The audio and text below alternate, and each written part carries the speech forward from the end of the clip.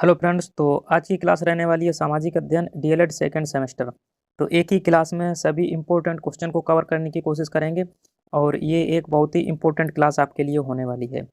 तो अभी आपको बता देते हैं कि जैसा कि डीएलएड सेकंड सेमेस्टर के एग्ज़ाम आने वाले हैं और इस क्लास का दोस्तों पीडीएफ आपको कहाँ से मिलेगा और आपको प्लेलिस्ट भी बता देंगे कैसे आपको देखनी है। सभी सब्जेक्ट के टॉपिक वाइज यहाँ पे आपको प्लेलिस्ट मिल जाएगी। तो दोस्तों क्लास को शुरू करेंगे और जितने भी साथी हैं चैनल को सब्सक्राइब कर लीजिए और वीडियो को लाइक ज़रूर कर दीजिए। तो चलिए दोस्तों क्लास की तरफ बढ़ते हैं और पीडीएफ डाउनलोड करने के लिए नॉर्मली आपको हमारे टेलीग्राम ग्रुप से जुड़ जाना है। उसकी लिंक आपको डिस्क्रिप्शन बॉक्स में मिल जाएगी।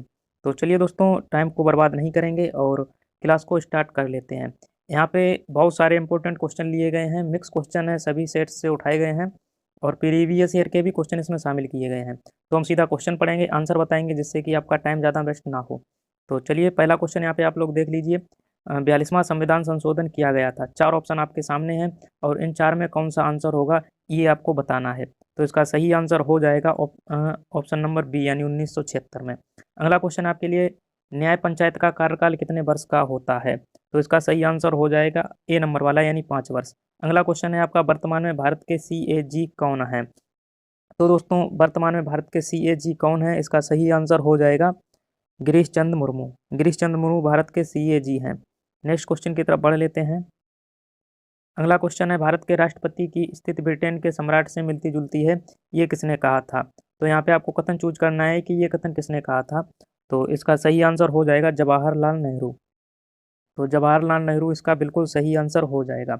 नेक्स्ट क्वेश्चन है, सामंतवाद का पतन किस सदी में हुआ था? तो सामंतवाद का पतन हुआ था 15वीं सदी में। नेक्स्ट क्वेश्चन है, सबसे अच्छा लोहा माना जाता है। तो सबसे अच्छा लोहा कौन सा माना जाता है? ये आपको ऑप्शन में 4 विकल्प दिए गए हैं जो इसके अयस्क हैं और इसका सही आंसर आपको देना होगा। तो सही आंसर इसका है मैग्नेटाइट। नेक्स्ट क्वेश्चन है आपके लिए, अकबर के 9 रत्नों में कौन शामिल नहीं था? अकबर के 9 रत्न थे उसमें से कौन शामिल नहीं था ये आपको बताना है। तो इसका सही आंसर हो जाएगा रैदास। रैदास इस क्वेश्चन का सही आंसर हो जाएगा। अलाउद्दीन खिलजी किसकी हत्या कर सत्ता प्राप्त किया था? तो अलाउद्दीन खिलजी ने किसकी हत्या कर दी थी जब वह गद्दी पर बैठा था? तो इसका सही आंसर हो जाएगा जलालुद्दीन खिलजी। जलालुद्दीन खिलजी आपका ऑप्शन नंबर 12 में दिया गया है। नेक्स्ट क्वेश्चन है आपके लिए, जौहर प्रथा प्रचलित थी। तो जौहर प्रथा किसके कार्यकाल में प्रचलित थी? इसका आंसर आपको देना है। इसका आंसर हो जाएगा राजपूत काल यानी ऑप्शन नंबर ए। जो आ में ऑप्शन दिया गया है राजपूत काल, वही इसका सही आंसर हो जाएगा। तो चलिए नेक्स्ट क्वेश्चन पढ़ लेते हैं। अगला क्वेश्चन आपका दिया गया है कि मुद्रा का नियमन कौन करता है? तो मुद्रा का नियमन करता है ऑप्शन नंबर बी सही हो जाएगा। सबको ये पता होगा, RBI, reserve bank of India. तो सिडबी का मुख्यालय कहाँ पर स्थित है? क्वेश्चन पूछा गया है सिडबी का मुख्यालय कहाँ पर स्थित है? इसका सही आंसर हो जाएगा option number A. Next question है, जनता में गुफाओं की संख्या कितनी है? तो जनता में गुफाओं की संख्या यहाँ पे पूछी गई है, तो इसका सही आंसर हो जाएगा 30 यानी लास्ट वाला ऑप्शन 30 इसका सही आंसर हो जाएगा। नेक्स्ट क्वेश्चन आप लोग देख लीजिए यहाँ पे। अगला क्वेश्चन है, सबसे पहले भारत आने वाला चीनी यात्री। तो सबसे पहले भारत कौन सा चीनी यात्री आया था? इसका सही आंसर हो जाएगा ह्वेनसांग। ह्वेनसांग इसका बिल्कुल सही आंसर हो जाएगा। अगला क्वेश्चन है, भारत में सर्वाधिक वर्षा वाला स्थान है। तो भारत में सर्वाधिक वर्षा वाला स्थान कौन सा है? चेरापूंजी, माथेरान, मेघालय या फिर केरल? तो क्वेश्चन नंबर 14 का सही आंसर हो जाएगा माथेरान। माथेरान जो कि मेघालय राज्य में ही पड़ता है। नेक्स्ट क्वेश्चन है आपका, सूर्य का प्रकाश पृथ्वी तक पहुंचने में समय लगता है। सूर्य का प्रकाश पृथ्वी तक पहुंचने में कितना समय लगता है? Question number 15। इसका सही आंसर हो जाएगा 8 मिनट 3 सेकंड। नेक्स्ट क्वेश्चन है, हर्षचरित के रचयिता कौन थे? तो हर्षचरित के रचयिता कौन थे? Question number 16। इसका आंसर हो जाएगा बाणभट्ट। नेक्स्ट क्वेश्चन की तरफ बढ़ते हैं। अगला क्वेश्चन है, चालुक्य वंश का सबसे प्रतापी राजा कौन था? चालुक्य वंश का सबसे प्रतापी राजा कौन था? Question number 17। आंसर हो जाएगा इसका पुलकेशन द्वितीय। सा ऑप्शन दिया गया है यहाँ पे, पुलकेशन द्वितीय इसका बिल्कुल सही आंसर हो जाएगा। नेक्स्ट क्वेश्चन है आपका, वी आकार की घाटी नदी के किस मार्ग में बनती है? बी आकार की घाटी होती है, बी आकार की घाटी, और एक होती है यू आकार की घाटी। यहाँ पे आपसे पूछा जा रहा है कि बी आकार की घाटी नदी के किस मार्ग में बनती है? तो क्वेश्चन नंबर 18 है और इसका सही आंसर होगा ऊपरी मार्ग में, यानी ऊपरी मार्ग में इसका बिल्कुल सही आंसर हो जाएगा। पृथ्वी का औसत घनत्व तो यहाँ पे पूछा गया क्वेश्चन नंबर 19 में और इसका सही आंसर हो जाएगा 5.5। नेक्स्ट क्वेश्चन है, भृगु का निर्माण कहाँ पे होता है? तो भृगु का निर्माण कहाँ पे होता है? इसका सही आंसर हो जाएगा समुद्र के किनारे। नेक्स्ट क्वेश्चन है, प्रारूप समिति के अध्यक्ष कौन थे? प्रारूप के समिति के अध्यक्ष यहाँ पे आपसे पूछा जा रहा है, तो 21 का आंसर हो जाएगा भीमराव अम्बेडकर। तो भीमराव अम्बेडकर इस क्वेश्चन का बिल्कुल सही आंसर हो जाएगा। नेक्स्ट क्वेश्चन आपके सामने 22 है, ज्वालामुखी उद्गार से प्राप्त देव पदार्थ का भूतल पर नाम है। तो यहाँ पे ज्वालामुखी उद्गार से जो प्राप्त देव पदार्थ का भूतल पर नाम क्या बताया गया है, इसका आंसर आपको सही सही देना है और इसका सही आंसर हो जाएगा लावा, यानी लावा इसका बिल्कुल सही आंसर हो जाएगा। नेक्स्ट क्वेश्चन है आपके लिए, सापेक्ष आर्द्रता मापी जाती है। तो आर्द्रता किससे मापी जाती है, ये यहाँ पे पूछा गया है और इसका सही आंसर हो जाएगा हाइग्रोमीटर। हाइग्रोमीटर इस क्वेश्चन का बिल्कुल सही आंसर हो जाएगा। चलिए अगले क्वेश्चन की तरफ बढ़ते हैं। सर्वाधिक लवणता वाला सागर, सर्वाधिक लवणता वाला सागर कौन सा है? ऑप्शन दिए गए आपके सामने, कैस्पियन सागर, लाल सागर, मृत सागर, भूमध्य सागर। इसका सही आंसर हो जाएगा मृत सागर, यानी ऑप्शन नंबर सा बिल्कुल सही आंसर हो जाएगा। इसका कलर चेंज कर लेते हैं। चलिए नेक्स्ट क्वेश्चन, धन्वंतरी किस काल के महान वैद्य थे? तो धन्वंतरी एक वैद्य थे और उनका कार्यकाल पूछा गया है, यानी कि किसके कार्यकाल, उस टाइम कौन राजा था, सीधे आप ये समझ लीजिए। या फिर यहाँ पे राजा का नाम तो नहीं दिया गया, बट यहाँ पे ये दिया गया कि कौन से काल में धन्वंतरी एक महान वैद्य थे। तो 25 का सही आंसर हो जाएगा गुप्त काल, यानी गुप्त काल में जो धन्वंतरी थे वो उस टाइम के महान एक वैद्य के रूप में जाने जाते थे। अगला क्वेश्चन दोस्तों अभी हम लोग देख लेते हैं। नेक्स्ट क्वेश्चन है यहाँ पे 26 है। 26 में कहा गया है कि अलाउद्दीन खिलजी ने कितने वर्षों तक शासन किया? तो अलाउद्दीन खिलजी का कार्यकाल यहाँ पे पूछा गया है, कितने वर्षों तक उसने शासन किया है। तो 26 का सही आंसर हो जाएगा 20 वर्ष। तो 20 वर्ष इस क्वेश्चन का सही आंसर हो जाएगा, है ना। नेक्स्ट क्वेश्चन आपके लिए, गत विलास प्रहसन। गत विलास प्रहसन एक बहुत ही फेमस पुस्तक है और इसके यहाँ पे आपसे पूछा गया है राइटर। तो इस गत विलास प्रहसन के लेखक का नाम आप बताइए। तो इसका सही आंसर हो जाएगा महेंद्र बर्मन। मोस्ट इम्पोर्टेंट ये किताब है। क्वेश्चन नंबर 28, जौहर प्रथा का प्रचलन था। जौहर प्रथा का प्रचलन था दोस्तों, ये क्वेश्चन आपके सामने आया है और इसका सही आंसर हो जाएगा ऑप्शन नंबर डी, यानी राजपूत काल में। अगला क्वेश्चन आपके लिए, वह बजट जिसमें आय व्यय बराबर होता था। वह बजट कौन सा था जिसमें आय और व्यय बराबर होता था? 29 क्वेश्चन है, उसका सही आंसर हो जाएगा संतुलित बजट। भाई आय और व्यय अगर बराबर होगा तो उसका सही आंसर संतुलित बजट ही होगा। नेक्स्ट क्वेश्चन हम लोग देख लेते हैं। अगला क्वेश्चन है फ्रेंड्स, भारतीय कृषि में निम्न उत्पादकता का कारण है। भारतीय कृषि में निम्न उत्पादकता का कारण है, पिछली तकनीकी, जोत का छोटा आकार, शाखे का प्रमाण और उपरोक्त सभी। तो क्वेश्चन नंबर 30 का जो सही आंसर हो जाएगा उपरोक्त सभी। यानी अगर आप लोगों ने हमारा पिछला वीडियो देखा होगा तो आपको एक बात पता होगी कि हमने जो पिछली क्लास हुई थी उसमें एक चीज़ बताई थी कि अगर उपरोक्त सभी वाला कभी भी ऑप्शन आपको देखने को मिले तो लगभग 80% दोस्तों चांस होते हैं, कितने 80% चांस होते हैं कि वही वाला ऑप्शन सही होगा। डीएलएड के एग्जाम में अगर उपरोक्त सभी आपको विकल्प मिलता है तो 80% चांस होता है कि वो विकल्प सही होगा। और कोई भी ऐसा ऑप्शन मिलता है जिसमें दिया जाए कि ए और बी दोनों या फिर बी और सी दोनों, मतलब ऐसे दोनों वाला कोई भी ऑप्शन दिया जाए उसका भी दोस्तों 80% चांस होता है कि वो क्वेश्चन बिल्कुल उसका वही आंसर होगा। अब यहाँ पे ये मत समझ लेना कि 100% की मैं बात नहीं कर रहा, लेकिन 80% बिल्कुल सही वही आंसर होता है। तो यदि आपको कभी तुक्का लगाना हो, क्वेश्चन नहीं आ रहा है और ऐसा ऑप्शन आपके सामने फंस जाता है तो आप वो विकल्प चूज कर सकते हैं। चलिए अगले क्वेश्चन की तरफ बढ़ते हैं। अगला क्वेश्चन आपके सामने दिया गया है, हरिशेन किसके दरबारी कवि थे? तो हरिशेन किसके दरबारी कवि थे, ये 31 का क्वेश्चन है, उसका सही आंसर हो जाएगा ऑप्शन नंबर द, यानी समुद्रगुप्त। तो समुद्रगुप्त इसका बिल्कुल सही आंसर हो जाएगा। नेक्स्ट क्वेश्चन, इंडिका की रचना किसने की? शायद ही ऐसा कोई व्यक्ति हो जिसे ये क्वेश्चन ना पता हो। इस क्वेश्चन का आंसर बिल्कुल कॉमन है, 32 का सही आंसर हो जाएगा ऑप्शन नंबर बा, यानी मेगास्थनीज इसका बिल्कुल सही आंसर हो जाएगा। अगला क्वेश्चन है, चतुर्भुज मंदिर कहाँ पर स्थित है? तो चतुर्भुज मंदिर कहाँ पर स्थित है, इसका सही आंसर हो जाएगा खजुराहो। खजुराहो में चतुर्भुज मंदिर स्थित है। तो चलिए नेक्स्ट क्वेश्चन की तरफ बढ़ते हैं और अगला क्वेश्चन आपके सामने है, पत्र मुद्रा के प्रकार हैं। पत्र मुद्रा के प्रकार हैं चेक, हुंडी, बॉन्ड। तो 34 का सही आंसर क्या होगा? आपके सामने 4 ऑप्शन दिए गए हैं, चेक, हुंडी, बॉन्ड और उपर्युक्त सभी। तो इसका सही आंसर हो जाएगा दोस्तों उपर्युक्त सभी, क्योंकि हमने बताया 80% ऐसा होता है डीएलएड के एग्जाम में कि अगर उपरोक्त सभी वाला आपके पास ऑप्शन आता है तो वो लगभग सही होता है। 35 है, भारतीय अर्थव्यवस्था के समक्ष प्रमुख चुनौतियां हैं। 4 ऑप्शन दिए गए, जनसंख्या वृद्धि, बेरोजगारी, कृषि की दयनीय स्थिति या फिर उपरोक्त सभी। तो 35 का भी दोस्तों जो आंसर हो जाएगा वो हो जाएगा उपरोक्त सभी। नेक्स्ट क्वेश्चन है आपके सामने, देवनागरी लिपि में हिंदी संघ की राज्यभाषा हो, संविधान की किस धारा में बताया गया है? तो संविधान की कौन सी धारा में ये बात बताई गई है कि देवनागरी लिपि में हिंदी संघ की राजभाषा हो। ये किस संविधान की किस धारा में लिखा गया है? तो 36 का सही आंसर हो जाएगा धारा 343 यानी 343। तो इसका सही आंसर यहाँ पे होगा ऑप्शन नंबर ए, धारा 343। नेक्स्ट क्वेश्चन हम लोग देख लेते हैं, क्वेश्चन नंबर 37। तो 37 क्या कह रहा है? शिक्षा संविधान की किस अनुसूची का विषय है? Very very most important question ये आपके सामने आ गया है 37 वाला, और इसका सही आंसर हो जाएगा समवर्ती सूची। आप लोग इसे बिल्कुल रट लीजिए कि शिक्षा संविधान की किस अनुसूची का विषय है, तो समवर्ती सूची का विषय है। 38 क्वेश्चन देख लीजिए, उपभोक्ता जागरूकता की प्रमुख विशेषताएं हैं। तो उपभोक्ता जागरूकता की प्रमुख विशेषताएं कौन सी हैं? सूचनाओं का ज्ञान, तार्किक सोच और क्रियाशीलता। जैसा कि क्वेश्चन पढ़ने से ही आपको पता चल रहा होगा कि ये जो तीनों विकल्प दिए गए, तीनों विकल्प सही हैं, तो उपरोक्त सभी वाला आंसर यहाँ पे बिल्कुल राइट हो जाएगा। पृथ्वी को कितने गोलार्धों में बांटा गया है? शायद ही कोई ऐसा व्यक्ति हो जिसे ये बात नहीं पता हो, क्योंकि पृथ्वी को एक उत्तरी गोलार्ध और दक्षिणी गोलार्ध, 2 गोलार्धों में बांटा गया है। नेक्स्ट क्वेश्चन यहाँ पे देख लेते हैं, भारत में सर्वाधिक वर्षा वाला स्थान यहाँ पे आपसे पूछा जा रहा है। तो चेरापूंजी, माथेरान, मेघालय और केरल दिया गया है। हालांकि मेघालय और माथेरान, मेघालय तो एक राज्य का नाम है, उसमें माथेरान जगह पड़ती है, तो यहाँ पे माथेरान सही हो जाएगा। बट यहाँ पे ऑप्शन के हिसाब से मेघालय भी सही होना चाहिए, क्योंकि यहाँ पे राज्य दे दिया गया है। तो यहाँ पे अभी जो विकल्प दोस्तों सही दिया जा रहा है वो माथेरान दिया जा रहा है। आप लोग माथेरान पे क्लिक करेंगे।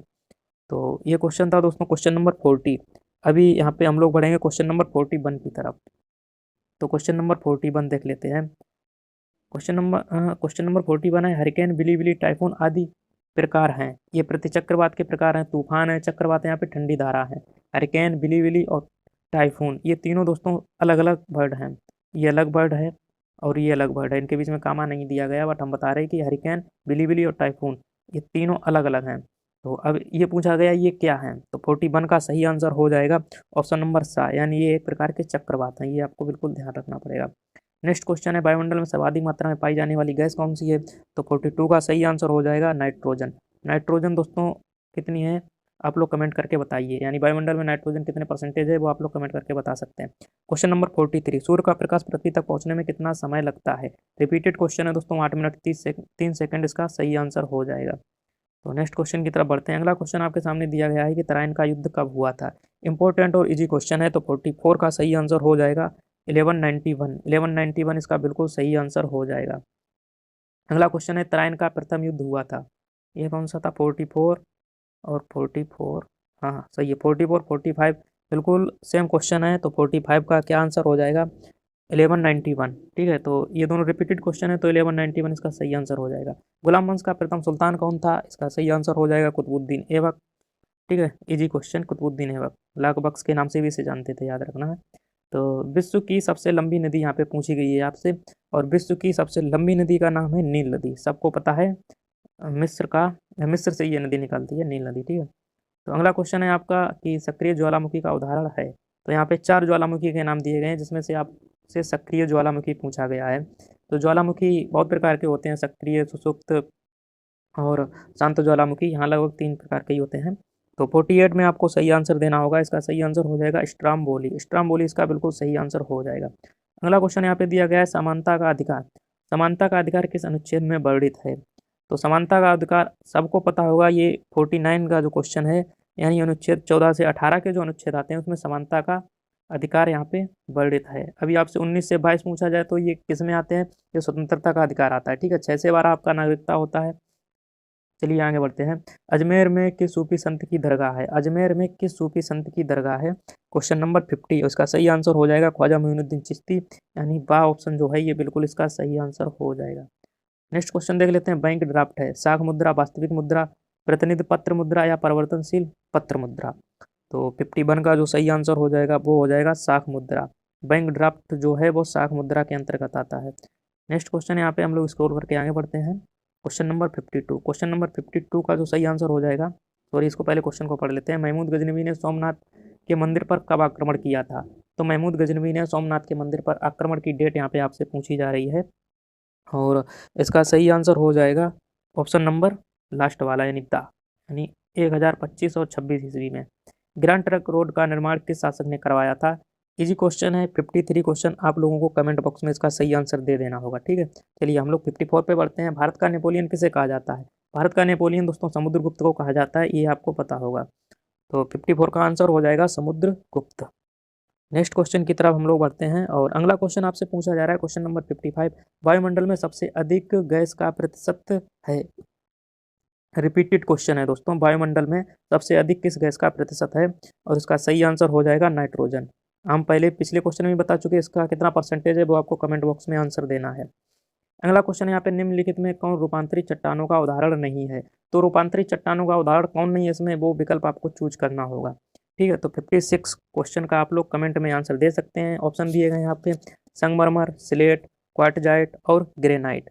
तो यहाँ पे पूछा गया है रूपांतरित चट्टान का उदाहरण कौन नहीं है, तो यहाँ पे जो सही आंसर हो जाएगा वो हो जाएगा लास्ट वाला ऑप्शन यानी कि ग्रेनाइट। और जो ये दिए गए हैं तीन ऑप्शन संगमरमर, स्लेट और क्वार्टजाइट, ये रूपांतरित चट्टानें हैं। यहाँ पे पूछा गया था रूपांतरित चट्टानें नहीं है, तो इसका आंसर हो जाएगा लास्ट वाला ग्रेनाइट। नेक्स्ट क्वेश्चन है मोहम्मद बिन तुगलक अपनी राजधानी दिल्ली से ले गया। तो भाई मोहम्मद बिन तुगलक ने दिल्ली से अपनी राजधानी कहाँ पे स्थानांतरित की थी, तो 57 का सही आंसर हो जाएगा ऑप्शन नंबर आ वाला यानी कि दौलताबाद। तो दौलताबाद इसका बिल्कुल सही आंसर हो जाएगा। अश्व अक्षांश से संबंधित है, तो अश्व अक्षांश से संबंधित कितने डिग्री है वो आपको बताना होगा यहाँ पे। तो 58 का सही आंसर हो जाएगा 30 डिग्री। अश्व अक्षांश कभी भी पूछा जाए तो 30 डिग्री आपको सही आंसर क्लिक करना होगा। गल्फ स्ट्रीम आपसे पूछा जा रहा है, तो खाड़ी में एक नदी है या फिर महासागरीय धारा है, जेड स्ट्रीम का दूसरा नाम है या फिर ध्रुवीय धारा है। तो इसका सही आंसर क्या होगा 59 क्वेश्चन, इसका सही आंसर हो जाएगा महासागरीय धारा। यदि आपसे कभी भी गल्फ स्ट्रीम पूछा जाए तो महासागरीय धारा ही ये होता है। ठीक है, तो नेक्स्ट क्वेश्चन की तरफ बढ़ते हैं हम लोग। क्वेश्चन नंबर यहाँ पे है आपके सामने 60। सम्राट अशोक के पिता थे, यहाँ पे सम्राट अशोक के पिताजी का नाम पूछा गया है। 60 क्वेश्चन का सही आंसर हो जाएगा बिंदुसार। इजी क्वेश्चन था, बिंदुसार इसका सही आंसर हो जाएगा।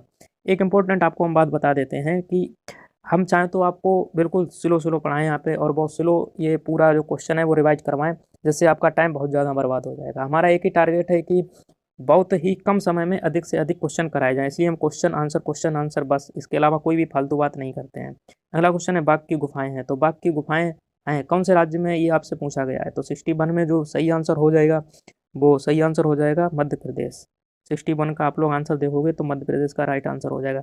मुद्रा राक्षस जो नाटक है इसके लेखक आपसे पूछे गए हैं, और काफ़ी बार ये क्वेश्चन रिपीटेड भी हुआ है। इसका सही आंसर है विशाख दत्त। मुद्रा राक्षस के जो मुद्रा राक्षस नाटक है उसके लेखक हैं विशाख दत्त। गुप्त काल की भाषा पूछी गई यहाँ पे 63 में, और इसका सही आंसर हो जाएगा संस्कृत। चलिए आगे बढ़ते हैं। अगला है सल्तनत काल में सैनिकों को नगद वेतन देने की प्रणाली सबसे पहले किसने अपनाई थी। तो 64 का जो सही आंसर हो जाएगा अलाउद्दीन खिलजी। ठीक है, जो सल्तनत काल था उसमें नगद वेतन देने की प्रणाली अलाउद्दीन खिलजी ने अपनाई थी। पृथ्वीराज रासो के अनुसार राजपूतों की उत्पत्ति कब हुई थी। पृथ्वीराज रासो के अनुसार राजपूतों की उत्पत्ति कब हुई थी। 65 क्वेश्चन का आंसर हो जाएगा अग्निकुंड से। ठीक है, अग्निकुंड से जो पृथ्वीराज रासो ग्रंथ है जिसे चंद्रबरदाई ने लिखा है, और हाँ उनके अनुसार दोस्तों अग्निकुंड से राजपूतों की उत्पत्ति हुई थी। सूफी संत निजामुद्दीन औलिया की दरगाह, सूफी संत निजामुद्दीन औलिया की दरगाह स्थित है। 4 ऑप्शन दिए गए आगरा, लखनऊ, कानपुर, दिल्ली। 66 का सही आंसर हो जाएगा दिल्ली। ठीक है, दिल्ली इसका बिल्कुल राइट आंसर हो जाएगा। पल्लवों का प्रसिद्ध बंदरगाह कौन सा था। 67 और सही आंसर हो जाएगा इसका कांची। कांची जो था वो पल्लवों का प्रसिद्ध बंदरगाह था। नेक्स्ट क्वेश्चन यहाँ पे हम लोग देख लेते हैं। अगला क्वेश्चन है सल्तनत काल में प्रांत को क्या कहते थे। ठीक है, सल्तनत काल में प्रांत को किस नाम से जानते थे, तो इसका सही आंसर हो जाएगा इक्ता। नेक्स्ट क्वेश्चन है भूकंप नापने की इकाई क्या है। मापक, तापमान, रिएक्टर या मिलीबार। इसी क्वेश्चन है, इसका सही आंसर हो जाएगा रिएक्टर, ऑप्शन वाह। नेक्स्ट क्वेश्चन है संगमरमर है रूपांतरित सेल है, आग्नेय है, परतदार सेल या फिर मिट्टी है। तो 70 क्वेश्चन का सही आंसर हो जाएगा परतदार सेल। जो हमारा संगमरमर होता है उसे परतदार सेल बोलते हैं। समुद्र से ऊपर उठे हुए विशालतम भूभाग को क्या कहते हैं। जो समुद्र से ऊपर उठ जाता है विशालतम भूभाग, उसको क्या कहते हैं, ये यहाँ पर पूछा गया है 71 में। इसका सही आंसर हो जाएगा महाद्वीप। देखिए, जो समुद्र से ऊपर उठा हुआ विशालतम भूभाग होता है उसे महाद्वीप कहते हैं। ठीक है, जैसे सपोज दैट आपके सामने ऐसे देखो, ऐसे समझो, देखो मान लो ये आपके पास समुद्र है कोई, ठीक है, और इसमें एक बीच में कोई भू आकृति उठी हुई है, और इस पे लोग रह रहे हैं, यहाँ पे पेड़ पौधे हैं, स्थल है। तो ये जो बीच वाला एरिया होगा ना, बीच वाला एरिया, जो ये बीच वाला एरिया होगा, ये इसको दोस्तों हम लोग बोलते हैं महाद्वीप। ठीक है, और जब ये एरिया छोटा होता है, इतना बड़ा नहीं होता है, छोटा होता है, तो उसको हम लोग क्या बोलते हैं, उसको हम लोग बोलते हैं द्वीप। बड़ा होगा तो महाद्वीप, छोटा होगा तो द्वीप। जैसे अपना सबसे बड़ा महाद्वीप कौन सा है, एशिया। और जो छोटे छोटे द्वीप होते हैं जैसे ग्रीनलैंड है वो एक प्रकार का नदी द्वीप है, तो वो छोटे एरिया में होगा, और जो बहुत ज़्यादा बड़ा एरिया हो जाता है उसे द्वीप बोलते हैं। नेक्स्ट क्वेश्चन यहाँ पे हम लोग देख लेते हैं। अगला क्वेश्चन पूछा गया सबसे बड़ा महासागर। 72 में सबसे बड़ा महासागर पूछा गया है, और आई नो कि ये बात सबको पता होगी, प्रशांत महासागर सबसे बड़ा महासागर था। भारतीय संविधान में नीति निर्देशक तत्वों को किस देश के संविधान से ग्रहण किया गया है? तो नीति निर्देशक तत्वों को किसके संविधान से लिया गया है? ये दोस्तों यहाँ पे हो जाएगा आंसर आयरलैंड। ठीक है, आयरलैंड के संविधान से भारत में नीति निर्देशक तत्व लिए गए हैं। अगला क्वेश्चन, निजी और सार्वजनिक क्षेत्रों का सह अस्तित्व पाया जाता है। 74 का सही आंसर हो जाएगा मिश्रित अर्थव्यवस्था। तो इसका सही आंसर जो होगा वो मिश्रित अर्थव्यवस्था हो जाएगा। गुप्त संबंध का प्रारंभ हुआ था, गुप्त संबंध का कब प्रारंभ हुआ था? 75। इसका सही आंसर हो जाएगा चंद्रगुप्त प्रथम के काल में गुप्त संबंध का जो प्रारंभ था वो हुआ था। अगला क्वेश्चन है, कलिंग युद्ध के बाद अशोक ने घोषणा की थी। कलिंग युद्ध के बाद अशोक ने किसकी घोषणा की थी? तो 76 का सही आंसर हो जाएगा धर्मघोष। धर्मघोष की घोषणा किसने की थी? अशोक ने की थी। और कब की थी? कलिंग युद्ध के बाद की थी। अधोलिखित में कौन गुप्तकालीन स्वर्ण मुद्रा है? तो यहाँ पे जो नीचे दिए गए हैं 4 ऑप्शन, उसमें से गुप्तकालीन स्वर्ण मुद्रा आपको पहचाननी है। 77 क्वेश्चन का सही आंसर हो जाएगा दीनार। तो दीनार मुद्रा थी वो गुप्तकालीन स्वर्ण मुद्रा थी। नेक्स्ट क्वेश्चन है, दिलवाड़ा का जैन मंदिर कहाँ पे स्थित है? तो दिलवाड़ा का जैन मंदिर कहाँ पे स्थित है? 4 ऑप्शन आपके सामने, मध्य प्रदेश, राजस्थान, उत्तर प्रदेश और गुजरात। तो दिलवाड़ा का जैन मंदिर सबको पता है कहाँ पे स्थित है, राजस्थान में दिलवाड़ा का जैन मंदिर स्थित है। इसका सही आंसर ऑप्शन बी हो जाएगा। ठीक है, नेक्स्ट क्वेश्चन है, पल्लवों के प्रसिद्ध रथ मंदिर किस स्थान पर निर्मित है? कांची, वंगी, महाबलीपुरम और तंजौर। 4 ऑप्शन आपके सामने दिए गए हैं। तो 80 का सही आंसर हो जाएगा महाबलीपुरम, यानी कि ऑप्शन नंबर सा। अगला क्वेश्चन है, गीत गोविंद के रचयिता कौन है? जयदेव, जयसिंह, अमीर खुसरो, उपयुक्त में से कोई नहीं। 81 का सही आंसर हो जाएगा जयदेव। अगला क्वेश्चन है, कृष्ण देव राय के दरबार में अष्टदिग्गज थे। तो कृष्ण देव राय जो थे उनके दरबार में नवरत्न नहीं थे, अष्टदिग्गज थे। उनमें से आपसे पूछा गया है कि अष्टदिग्गज थे, 8 मंत्री थे, 8 तेलुगु कवि थे, या फिर 8 महान सेनापति थे, या फिर 8 परामर्शदाता थे। यानी जो 8 दिग्गज थे वो कौन थे? मंत्री थे, या फिर कवि थे, या फिर सेनापति थे, या फिर परामर्शदाता थे। ये चीज़ यहाँ पे आपसे पूछी जा रही है। तो आपको बता दें, जो अष्टदिग्गज थे वो तेलुगु कवि थे। कौन थे? अष्टदिग्गज जो थे वो 8 तेलुगु कवि थे। मानसूनी पवन कहलाती हैं, मानसूनी पवन कहलाती हैं नियतवाही पवन, मौसमी पवन, स्थलीय पवन, या फिर सागरीय पवन। तो इसका सही आंसर हो जाएगा मौसमी पवन। ठीक है, ऑप्शन नंबर 22 का सही हो जाएगा। वायुमंडल के सबसे अधिक गैस की मात्रा है, बार बार क्वेश्चन रिपीटेड होता है, नाइट्रोजन। इसका सही आंसर हो जाएगा। अगला क्वेश्चन यहाँ पे दिया गया है, 66.5% से ध्रुवों के मध्य पाया जाने वाला ताप कटिबंध कौन सा है? ठीक है, तो 85 का यहाँ पे सही आंसर हो जाएगा शीतोष्ण। शीतोष्ण यहाँ पे सही आंसर हो जाएगा। अगला क्वेश्चन है, भारतीय संविधान में सूचियां हैं। भारतीय संविधान में कितनी सूचियां हैं? तो इसका सही आंसर हो जाएगा 3 सूचियां, यहाँ पे 3 है। ठीक है, अगला क्वेश्चन है, भारतीय सभा के प्रारूप समिति के अध्यक्ष कौन थे? 87, और इसका सही आंसर हो जाएगा Bhimrao Ambedkar, doctor Bhimrao Ambedkar. Repeated question है ये।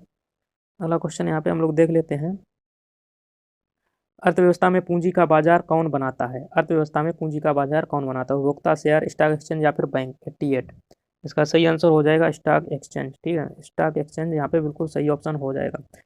मूल्य मापक का कार्य मुद्रा का सहायक कार्य, अन्य कार्य, प्रमुख कार्य, या फिर आकस्मिक कार्य है, ये आपको यहाँ पे बताना होगा। तो 89 का जो सही आंसर हो जाएगा प्रमुख कार्य।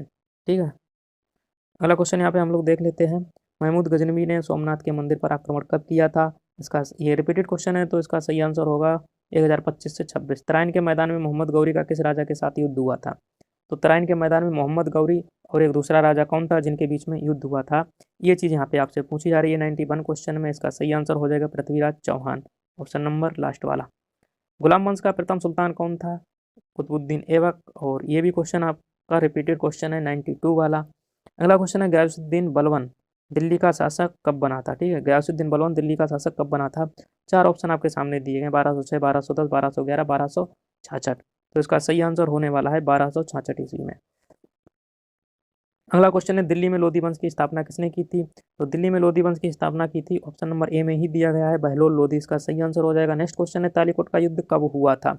95। तो इसका सही आंसर हो जाएगा 1565। यहाँ पे ऑप्शन बिल्कुल सही है।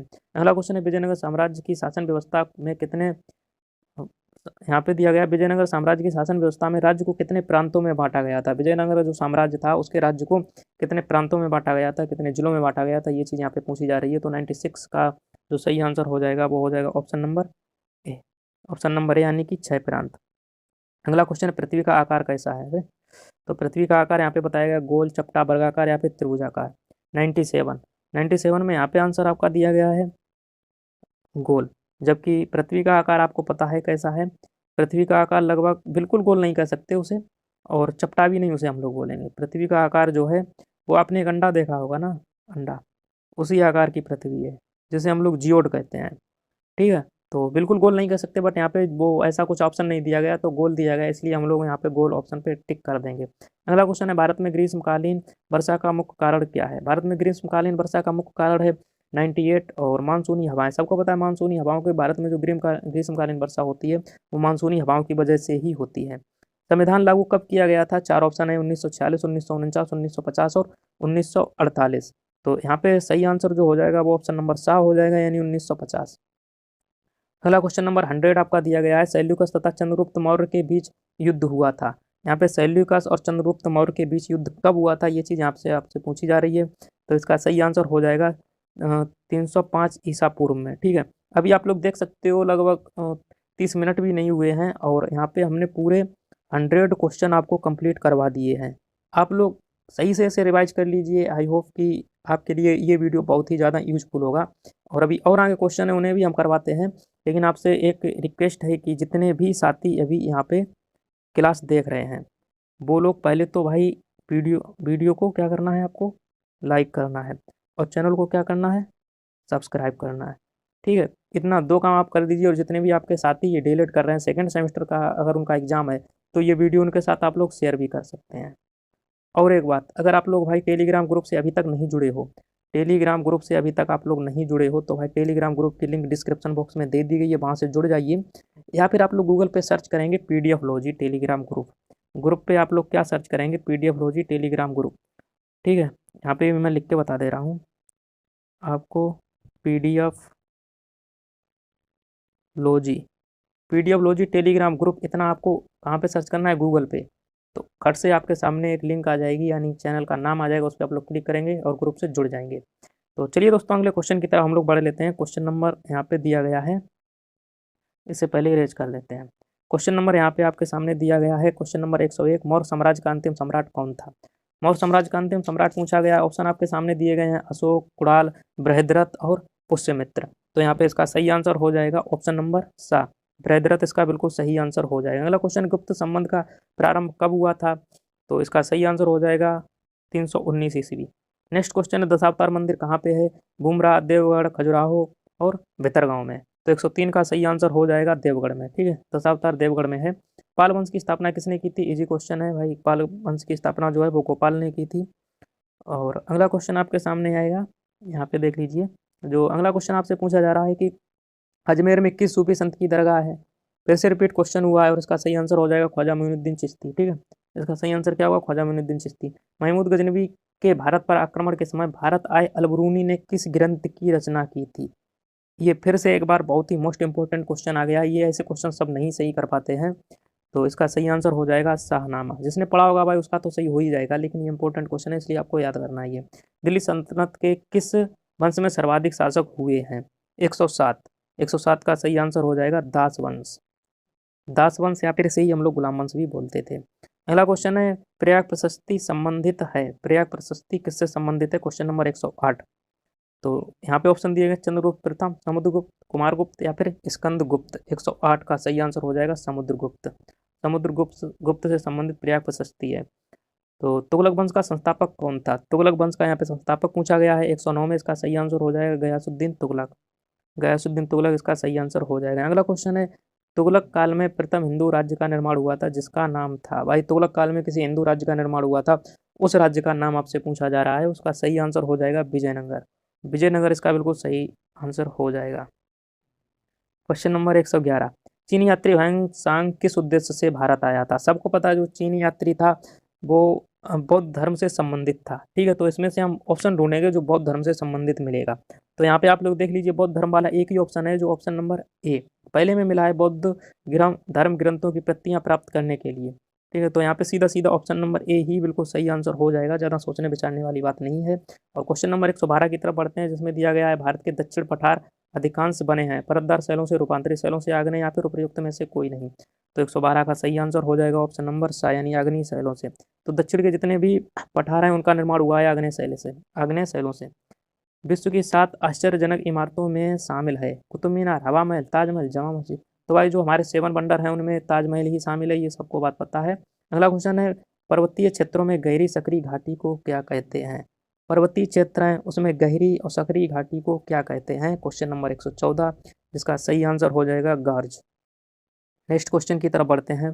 क्वेश्चन नंबर 115 आपके सामने है, पूर्णिमा से अमावस्या तक घटते चांद के पखवाड़े को क्या कहते हैं? जो भाई पूर्णिमा से अमावस्या तक का जो टाइम होता है, चांद उस टाइम पे घटता हुआ दिखाई देता है, तो उसको क्या कहते हैं? शुक्ल पक्ष कहते हैं, कृष्ण पक्ष कहते हैं, यहाँ पे शुक्ल और कृष्ण पक्ष दोनों कहते हैं, या फिर उनमें से कोई नहीं। तो 115 का सही आंसर हो जाएगा कृष्ण पक्ष। अभी यहाँ पे आप लोगों को याद रखना है कृष्ण पक्ष क्या है, घटता हुआ क्रम। यदि आपसे घटता हुआ क्रम पूछा जाए तो उसका आंसर हो जाएगा कृष्ण पक्ष। यदि आपसे बढ़ता हुआ क्रम पूछा जाए, बढ़ता हुआ क्रम का सही आंसर होगा आपका शुक्ल पक्ष। ठीक है, ये चीज़ आपको याद रखनी होगी। अगला क्वेश्चन यहाँ पे हम लोग देख लेते हैं। अगला क्वेश्चन है, गोल पृथ्वी के केंद्र को कहा जाता है? भाई जो पृथ्वी है उसके केंद्र को यहाँ से आपसे पूछा जा रहा है कि क्या कहा जाता है? तो बिल्कुल इजी क्वेश्चन है, कोर कहा जाता है, यानी कि करोड़ जैसे हिंदी में बोलते हैं। और क्वेश्चन नंबर 117 में पूछा गया, वायुमंडल में पाई जाने वाली ऑक्सीजन की कितनी मात्रा है? बिल्कुल इजी क्वेश्चन, 21% ऑक्सीजन पाया जाता है, सबको पता है। हमारे मूल संविधान में अनुसूचियों की संख्या दोस्तों पूछी गई है, तो हमारे मूल संविधान में कितनी अनुसूचियां हैं? 118 क्वेश्चन, और इसका सही आंसर हो जाएगा सा। पहले अनुसूचियों की संख्या दोस्तों 8 थी, अभी बढ़ के कितनी हो गई है? 12। तो इसलिए यहाँ पे मूल संविधान पूछा गया, यानी अभी जो प्रेजेंट टाइम पे है उसमें 12 हैं अनुसूचियाँ। ठीक है, और भाग पूछे जाए तो भाग हैं हमारे 22। ठीक है, अगर आपसे भाग पूछा जाए तो भाग कितने हैं? भागों की संख्या 22 है। और अनुच्छेद पूछा जाए तो अनुच्छेद 395 है, ये भी आपको याद रखना होगा। चलिए अगले क्वेश्चन पे बढ़ते हैं, और नेक्स्ट क्वेश्चन से पहले इनको करना पड़ेगा इरेज, सबको इरेज कर देते हैं। चलिए यहाँ पे क्वेश्चन पूछा गया, भारतीय जो संविधान की प्रारूप समिति के अध्यक्ष थे वो कौन थे? ये चीज़ यहाँ से आपसे पूछी जा रही है, यानी प्रारूप समिति के अध्यक्ष के बारे में पूछा जा रहा है। और आई थिंक ये क्वेश्चन 3 से 4 बार रिपीट हुआ है, और इसका सही आंसर भी आप लोगों को पता होगा, भीमराव अम्बेडकर। अजंता की गुफाओं में संख्या पूछी गई है, रिपीटेड क्वेश्चन है, 30, इसका सही आंसर हो जाएगा 120 जो क्वेश्चन दिया गया है। अगला क्वेश्चन आपसे पूछा जा रहा है, बिंदुसार की मृत्यु के समय अशोक किस स्थान का वायसराय था? भाई बिंदुसार की जब मृत्यु हुई थी तो अशोक किस स्थान का वायसराय था, कहाँ का राजा था, ये चीज़ आपसे पूछी जा रही है। सॉरी, राजा तो बाद में बना, पहले वो कहाँ का वायसराय था, ये चीज़ आपसे पूछी जा रही है 121 में। तो इसका सही आंसर हो जाएगा ऑप्शन नंबर ए, तक्षशिला। अगला क्वेश्चन है, किस सम्राट के शासनकाल में हुडू ने प्रथम बार आक्रमण किया था? भाई हुडू ने प्रथम बार आक्रमण जब किया था तो उस समय कौन राजा था, ये चीज़ आपसे पूछी जा रही है। इसका सही आंसर हो जाएगा कुमारगुप्त। कुमारगुप्त भी बहुत मतलब इसने अच्छे अच्छे कार्य किए हैं, आप लोग इसके बारे में अगर पढ़ेंगे तो समझ में आएगा कि इसने क्या कार्य किए। इसने भी मतलब बहुत अच्छी अच्छी चीज़ें करी हैं अपने शासनकाल में। 123 जो क्वेश्चन है यहाँ पे, सबसे पहले भारत में आया Hiuen Tsang, Marco Polo, Ibn Battuta, Megasthenes. देखिए ये चारों भारत आए थे, लेकिन यहाँ पे ये पूछा गया सबसे पहले भारत कौन आया था? तो इसका सही आंसर हो जाएगा मेगास्थनीज, यानी ऑप्शन नंबर डी में जो दिया गया, मेगास्थनीज सबसे पहले भारत आया था। क्वेश्चन नंबर 124, हर्षचरित के रचयिता कौन थे? भाई हर्षचरित के रचयिता बाणभट्ट थे, ऑप्शन नंबर बा। तराइन का प्रथम युद्ध कितनी बार आपसे पूछा जा चुका है? तराइन का प्रथम युद्ध का सही आंसर हो जाएगा 1191 इसका बिल्कुल सही आंसर हो जाएगा 125 का। और अगला क्वेश्चन हम लोग देख लेते हैं, पाल वंश की स्थापना किसने की थी? भाई पाल वंश की स्थापना गोपाल ने की थी, अभी हम आपको ये बता चुके हैं। चालुक्य वंश के सबसे प्रतापी राजा कौन थे? 127, सही आंसर हो जाएगा पुलकेशन द्वितीय। It is the right answer. Next question की तरफ बढ़ते हैं, संविधान निर्मात्री सभा के अध्यक्ष कौन थे? भाई संविधान निर्मात्री सभा के अध्यक्ष कौन बने थे? तो 128 का सही आंसर हो जाएगा doctor Rajendra Prasad. Important question, important mark लगा लीजिए ना। भूजल स्रोत है, तो भाई भूजल स्रोत क्या है? वर्षा का जल, तालाब, नदी, उपयुक्त सभी। एक बात बताइए, भूजल स्रोत यहाँ पे पूछा गया, वर्षा का जल आप लोग कहोगे भाई ऊपर बादल से आता है, तालाब का जल कहाँ से आता है, नदी का जल कहाँ से आता है? भूजल स्रोत है जो पृथ्वी से निकलता है जल, उसकी बात यहाँ पे करी जा रही है। तो 125 का जो आंसर है वो बिल्कुल सही आंसर हो जाएगा वर्षा का जल। भाई भूजल का जो स्रोत है वो वर्षा का जल यहाँ पे सही आंसर हो जाएगा। ठीक है, अभी ये मत कहना कि तालाब, नदी और ये सब बिल्कुल सही आंसर होगा, यहाँ पे वर्षा का जल ही राइट आंसर होगा। ठीक है, मकर संक्रांति के समय सूर्य सीधा चमकता है। जब मकर संक्रांति जब होती है तो सूर्य कहाँ पे चमकता है भाई? कर्क रेखा, विषुवत रेखा, या फिर यहाँ पे एक ऑप्शन दिया गया मकर रेखा या फिर ध्रुव, हाँ ध्रुवों पर। ठीक है, तो 130 क्वेश्चन मकर संक्रांति है तो इसका मतलब मकर रेखा पर चमकेगा। ठीक है, कर्क संक्रांति होती है तो कर्क रेखा पर चमकता है। बस इसमें कुछ सोचना ही नहीं है ज़्यादा। 130 क्वेश्चन का आंसर हो जाएगा मकर रेखा पर। नेक्स्ट क्वेश्चन यहाँ पे आपके सामने दिया गया 131 क्वेश्चन दिया जा रहा है। भारत का मानक समय निर्धारित किया जाता है भाई 80 डिग्री पूर्वी देशांतर से, या 90 डिग्री पूर्वी देशांतर से, या 23.5 डिग्री पूर्वी देशांतर से, या 82.5 डिग्री पूर्वी देशांतर से। 131 का सही आंसर हो जाएगा 82.5 डिग्री पूर्वी देशांतर से। याद कर लीजिए 82.5 डिग्री पूर्वी देशांतर से। अगला क्वेश्चन है भारत का कौन सा मूल अधिकार नागरिकों को प्राप्त नहीं है? स्वतंत्रता का अधिकार, संपत्ति का अधिकार, धार्मिक स्वतंत्रता अधिकार, शोषण के विरुद्ध अधिकार। भाई कौन सा मूल अधिकार नागरिकों को प्राप्त नहीं है? 132 इसका सही आंसर हो जाएगा संपत्ति का अधिकार। दोस्तों आपको हम बता दें संपत्ति का अधिकार पहले मूल अधिकार था, इसे हटा दिया गया है। यह तत्व नीति निर्देशक तत्वों की बात हो रही है जो न्यायालय के लिए उपयोगी प्रकाश स्तंभ है। ये कथन किसने दिया था? यानी नीति निर्देशक तत्व जो है न्यायालय के लिए उपयोगी प्रकाश स्तंभ है, ये कथन किसने दिया था? 133 सही आंसर हो जाएगा इसका MC शीतलबाड़। इंपॉर्टेंट क्वेश्चन, MC शीतलबाड़ इसका सही आंसर हो जाएगा। अगला क्वेश्चन है शेक्सपियर किस देश के नागरिक थे? इजी क्वेश्चन है और इसका सही आंसर हो जाएगा इंग्लैंड। भाई शेक्सपियर ने किताबें लिखी हैं वो इंग्लिश में लिखी हैं, एक चीज़ याद रखना। शेक्सपियर ने जो किताबें लिखी थी वो किस लैंग्वेज में लिखी थी? इंग्लिश में लिखी थी। क्यों? क्योंकि वो भाई इंग्लैंड के निवासी थे तो इंग्लिश में ही लिखेंगे ना। अगला क्वेश्चन यहाँ पे हम लोग देख लेते हैं। नेक्स्ट क्वेश्चन आपके सामने दिया गया है चोल काल निर्मित सर्वोत्कृष्ट प्रतिमा है। जो चोल काल में दोस्तों सबसे अच्छी प्रतिमा कौन सी थी? उस जो चोल काल में एक प्रतिमा का निर्माण हुआ था वो सर्वोत्तम प्रतिमा थी, सर्वोत्कृष्ट प्रतिमा थी। उसका यहाँ पे पूछा जा रहा है कि वो प्रतिमा किसकी थी। 135 तो चोल काल में नटराज की जो मूर्ति थी तुम्हारी वो बहुत ही सर्वोत्तम मूर्ति थी। अभी के समय भी आप लोगों ने नटराज का चिन्ह देखा होगा, उसकी छपे हुए तस्वीरें आपने देखी होंगी बहुत जगह पे। 136 में पूछा जा रहा वह सुल्तान जिसने कारखानों को एकता नाम दिया था। तो भाई कारखानों को एकता नाम देने वाले सुल्तान का नाम यहाँ पे पूछा जा रहा है, इसका सही आंसर हो जाएगा इल्तुतमिश। अगला क्वेश्चन अढ़ाई दिन का झोपड़ा कहाँ पे स्थित है भाई? तो अढ़ाई दिन का झोपड़ा स्थित है अजमेर में। ठीक है, अजमेर कहाँ पे है? राजस्थान में। अगला क्वेश्चन यहाँ पे आपसे पूछा जा रहा है हिजरी संमत किसने चलवाया था? तो हिजरी संमत चलवाया था अकबर ने। यहाँ पे अकबर पे हम लोग सही क्लिक कर देते हैं। अगला क्वेश्चन आपसे पूछा जा रहा है खनवा युद्ध के लिए प्रसिद्ध क्षेत्र स्थित है दिल्ली में, आगरा में, सोनीपत में, फतेहपुर सीकरी में। तो खनवा युद्ध कहाँ पे हुआ था? सीधे सीधे आप लोग ये समझ लीजिए, इसका सही आंसर हो जाएगा फतेहपुर सीकरी, यानी ऑप्शन नंबर लास्ट वाला ऑप्शन था सही हो जाएगा। मराठों की स्वतंत्रता के युद्ध का नेतृत्व किसने किया था? मराठों की स्वतंत्रता के युद्ध का नेतृत्व किसने किया था? 140 नंबर क्वेश्चन है, इसका सही आंसर हो जाएगा ताराबाई, यानी ऑप्शन नंबर 7 ताराबाई बिल्कुल सही हो जाएगा। लोकसभा में राष्ट्रपति द्वारा एंग्लो इंडियन सदस्यों को मनोनीत करने की संख्या कितनी थी? ठीक है, अभी तो फिलहाल इनको हटा दिया गया है, अब कोई एंग्लो जो इंडियन है उन सदस्यों की अभी कोई ज़रूरत नहीं है। अभी फिलहाल पहले जो होती थी पहले की बात यहाँ पे करी जा रही है कि संख्या कितनी थी। ठीक है, यहाँ पे है तो क्योंकि अभी है यहाँ पे हटा ही दीजिए, अब तो एंग्लो इंडियन से कोई मतलब नहीं रहा। अगर अब नहीं भी होंगे तो भी कोई दिक्कत नहीं, वैसे पहले तो एंग्लो इंडियन सदस्यों को मनोनीत करना ही पड़ता था। तो इसका सही आंसर हो जाएगा 2। ठीक है, पहले 2 एंग्लो इंडियन सदस्यों को मनोनीत जरूर करना पड़ता था। अगला क्वेश्चन यहाँ पे आप लोग देख लीजिए, क्वेश्चन नंबर 42 सर्वोच्च न्यायालय को अपने फैसलों को बदलने का अधिकार है या फिर नहीं है? यहाँ पे दोनों ऑप्शन दिए गए, बदलने का अधिकार है, यहाँ पे नहीं है। बदलने का अधिकार केवल मुख्य न्यायाधीश को, बदलने का अधिकार केवल न्याय मंत्रालय को है। 142 नंबर, तो इसका सही आंसर हो जाएगा ऑप्शन नंबर ए, बदलने का अधिकार है। ठीक है, ऑप्शन नंबर ए पे यहाँ पे क्लिक कर लो। अगला क्वेश्चन है कौन सा मौलिक अधिकार सर्वाधिक विवाद का विषय रहा है? कौन सा मौलिक अधिकार सर्वाधिक विवाद का विषय रहा है? तो 143 का सही आंसर हो जाएगा संपत्ति का अधिकार। भाई संपत्ति का अधिकार जो है वो मौलिक अधिकार से हटा दिया गया है, इसलिए ये विवादित रहा है। वह बजट जिसमें आय व्यय बराबर होता है। भाई आय व्यय संतुलित बजट में बराबर रहता है, पढ़ चुके हैं इसे हम लोग। 144 नंबर क्वेश्चन।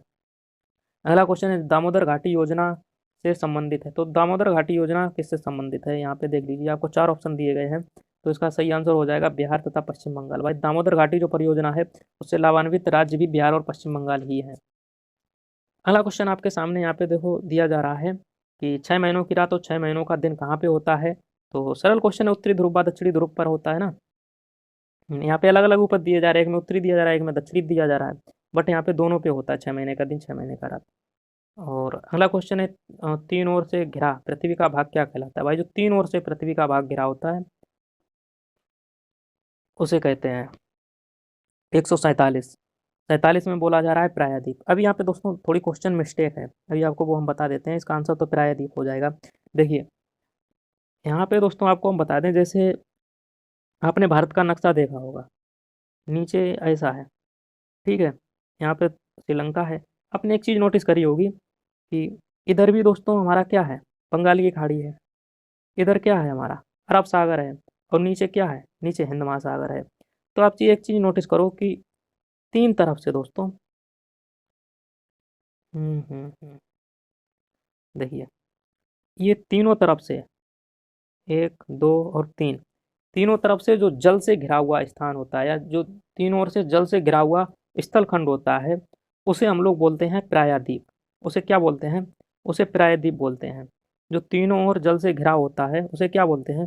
प्रायद्वीप। जो ये वाला दोस्तों जो क्वेश्चन दिया जा रहा है यहाँ पे आप लोग देख सकते हो ध्यान से, यहाँ पे बताया जा रहा है कि तीन ओर से घिरा पृथ्वी का भाग कहलाता है। यहाँ पे जल नहीं बताया गया, बट तीन ओर से जल से घिरा हुआ भाग जो होता है उसे क्या कहते हैं?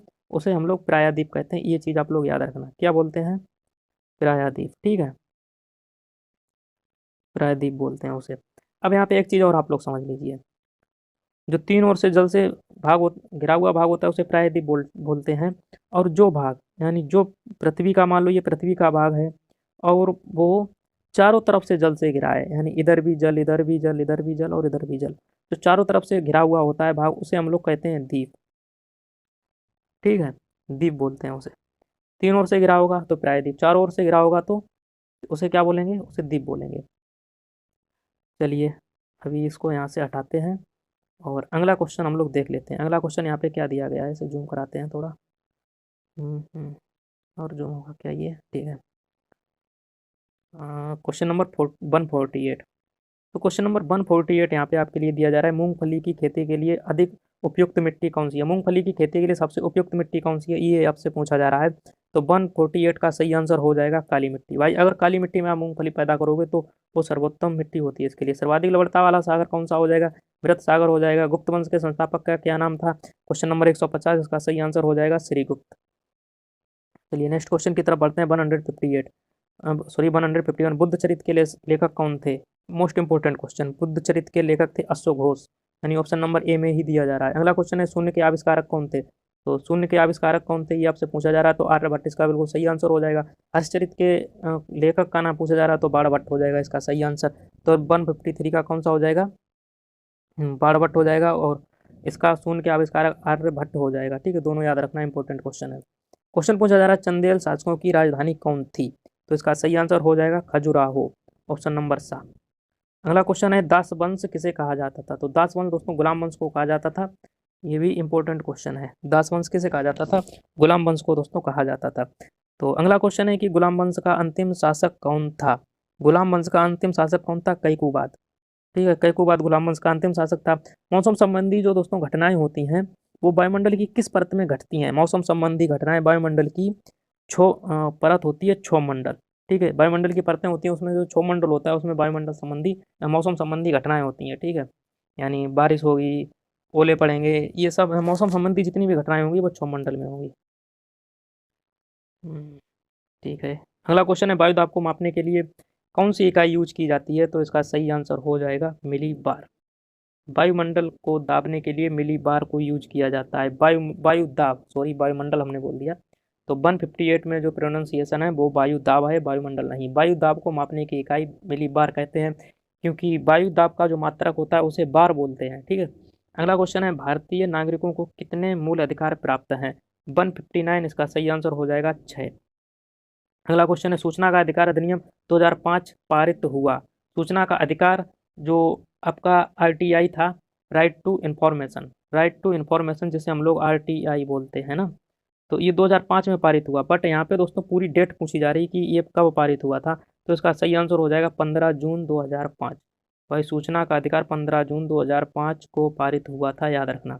सूफी संप्रदाय के धर्म उपदेशक क्या कहलाते हैं? जो सूफी संप्रदाय होता है उसके धर्म उपदेशक को क्या कहते हैं? 161 सही आंसर होगा पीर। 162 हरित क्रांति संबंधित है। हरित क्रांति भाई किससे संबंधित है? इजी क्वेश्चन है। कृषि के व्यापारीकरण से या पशुधन से, कृषि उत्पादन वृद्धि से, या फिर कृषि उत्पादन में आत्मनिर्भरता से। तो भाई हरित क्रांति जो थी वो मिनट ठीक है, जो हरित क्रांति थी वो थी कृषि उत्पादन में आत्मनिर्भरता, यानी ऑप्शन नंबर जो सेकंड वाला दिया गया है वो बिल्कुल सही आंसर हो जाएगा। ठीक है, अभी यहाँ पे दोस्तों क्वेश्चन इतने ही रखते हैं। और भाई जितने भी नए साथी देख रहे हैं तो चैनल के वीडियो को, जो अभी आप वीडियो देख रहे हैं, लाइक कर दें और इस चैनल को दोस्तों सब्सक्राइब भी कर लें। और पीडीएफ के लिए क्या करना है? पीडीएफ के लिए डिस्क्रिप्शन में टेलीग्राम चैनल की लिंक दी गई है, वहाँ से आप लोग पीडीएफ के लिए ग्रुप को ज्वाइन कर सकते हैं। और एक चीज़ इंपॉर्टेंट बात बता दें, या फिर गूगल पर आप लोग पीडीएफ लॉजी सर्च कीजिए, पीडीएफ लॉजी टेलीग्राम ग्रुप पूरा सर्च करना है आपको, पीडीएफ लॉजी टेलीग्राम ग्रुप।